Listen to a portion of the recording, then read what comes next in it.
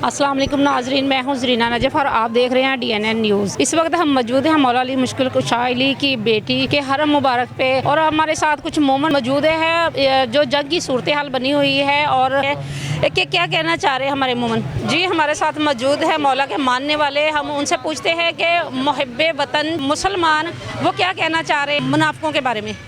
जी बिस्मिल्लाहिर्रहमानिर्रहीम।